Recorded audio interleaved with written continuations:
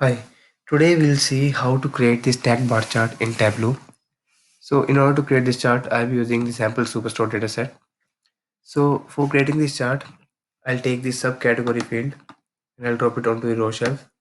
And I'll take the sales field and I'll drop it on the column shelf.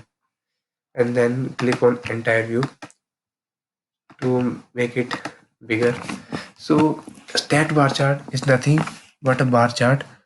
Whenever we take any dimension and put it onto the color, for example, uh, I take the region field, region dimension and drop it onto the color. So as you can see, now our bar chart showing the four different types of color, so which is just basically four different types of region.